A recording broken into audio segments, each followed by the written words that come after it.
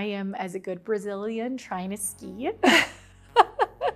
I am not excellent at it, but I like it, so maybe one day.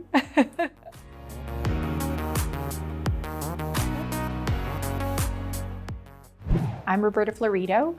I am a cardiologist, also trained in advanced heart failure and cardio-oncology. I'm an associate professor of medicine and a director of the Cardio-Oncology Program. Cardio-oncology is the care for patients who have or who have had cancer and who are at either increased risk for or who have developed cardiovascular disease. And so that's a large group of patients. It can be patients who have, for example, pre-existing cardiovascular disease, who go on to develop cancer and then receive therapies that may affect their heart. Or it may be patients who have never had cardiovascular issues before, but during cancer treatment or after, go on to develop heart issues. The field of cardio-oncology is relatively new and it's rapidly growing.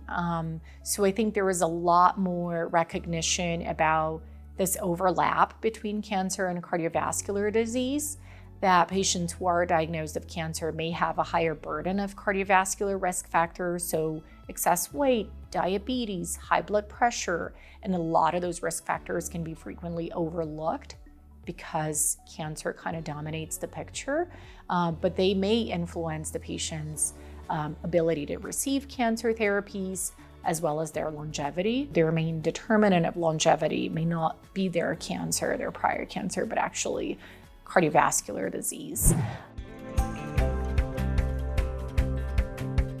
The American Heart Association has this big campaign. It talks about kind of these lifestyle and risk factor modifications. So it is exercise. Everybody should aim to be more active. The more, the better. A healthy diet will also go a long way, both in preventing cancer as well as cardiovascular disease. Trying to maintain a healthy weight and avoid excess weight.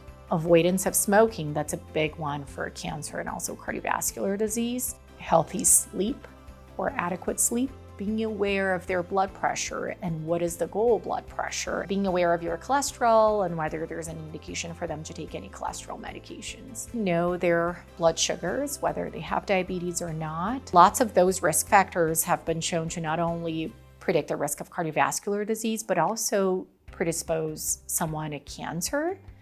And so managing those is very important. A lot has changed in the management of heart failure in the last several years with newer medications that now increase the likelihood of recovery of heart function and significantly increase patient survival.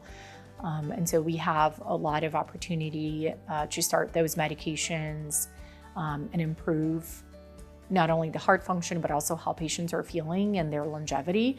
A lot of those medications may be used, and there's some data to suggest that they may help mitigate the risks of cardiac toxicity from cancer therapies. I think there is a lot of things coming on the pipeline in terms of medical management and prevention of cardiac toxicity.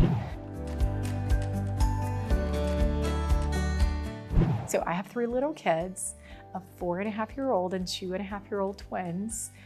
So we visit a lot of playgrounds and parks, recently swimming pools. But we have loved living in Utah and all the outdoor activities that are available, how safe it is, how family friendly it is. And I am, as a good Brazilian, trying to ski.